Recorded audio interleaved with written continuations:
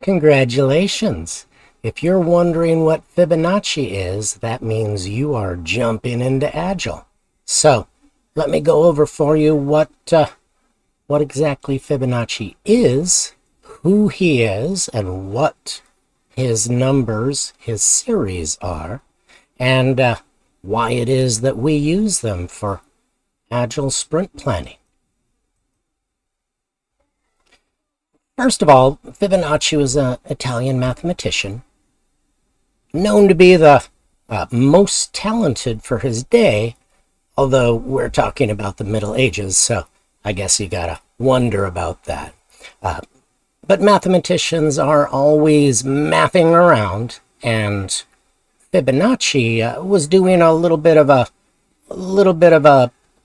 mind game and said to himself, I've got a couple of rabbits. And I know that rabbits, well, they multiply like rabbits. So if I have a pair of rabbits, what's going to happen next? They're going to have some babies. How many babies are there going to be? All right.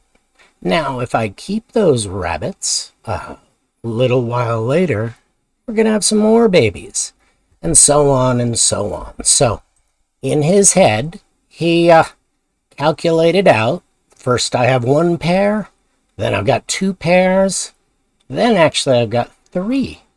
When those three pairs of rabbits have babies, now I'm going to have 5 pairs of rabbits. That is the Fibonacci sequence. And we find it all over nature. Not just animals, but plants. When you have a tree or a bush and first branches grow, you go from that stalk or out to a couple of branches. When those branches break, you actually have 3 branches. Then when those grow some more branches, now you have 5 branches, and so on and so on. That's Fibonacci. Now, animals, plants, is there anything else where we see this Fibonacci sequence? Well, if we instead of a line, use this geometric 1, 2, 3, 5. Each number is the sum of the 2 numbers before.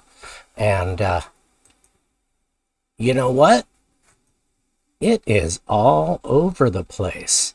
Everything from the bottom of the seafloor to lots of plants and stuff. Upper left-hand corner, that's actually a representation of our galaxy. We are in a solar system. The galaxy itself is a spiral, and its shape is controlled, or the shape follows this Fibonacci sequence. It is just out there.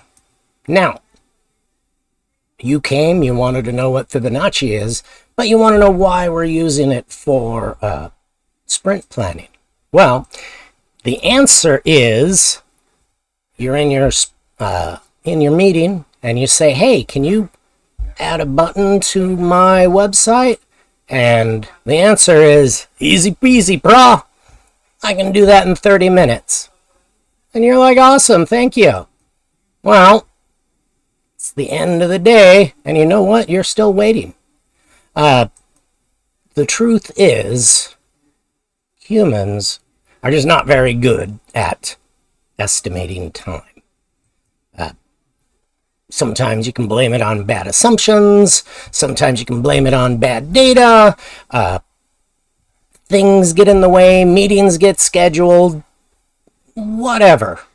Point is, humans just never are very good at that. I myself, well, I blame it on Einstein. It's relativity. However you want to look at it, just estimating for time, you're not gonna be right. Projects have been late for forever. So, instead of estimating for time, we're going to use these story points. Now, story points are not time.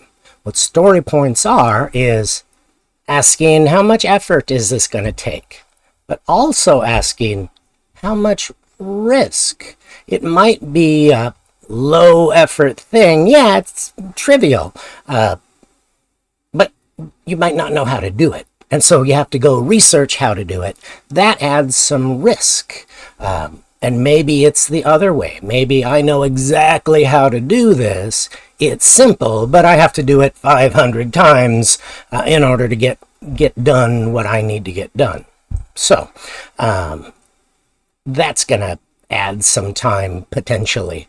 And finally, how complex it is. It could be super, super easy, but it can be very complex. And whenever there's complexity, there's a chance for something to go wrong. So by looking at these three things all together, we're going to be able to figure out a much better method. Now you might ask, well, why don't we just do 1 to 10? This thing is a 5.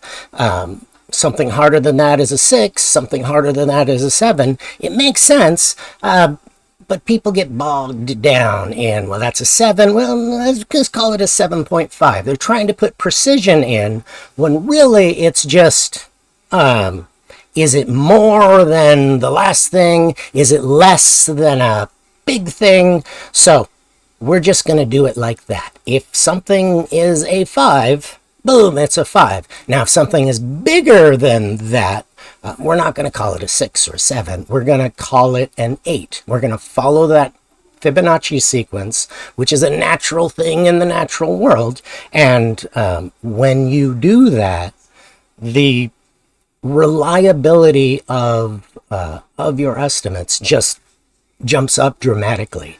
It just is the way that it is. When you start to try and put numbers in, you end up thinking in the wrong direction, and the reliability of your estimates reduces drastically. When you insert this Fibonacci sequence, it's like magic. In years past, before Agile, a late project was a pretty normal thing, and that's a late 18-month project.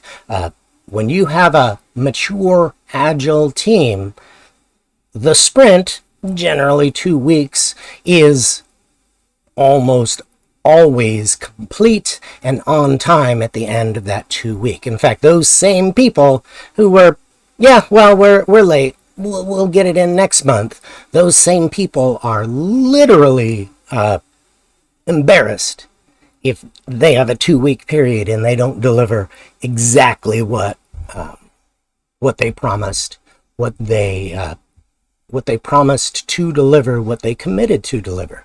It, like I said, it's magic. I drank the Agile Kool-Aid a long time ago, and I understand I might sound like a zealot, but it's absolutely true. You really do get what you pay for.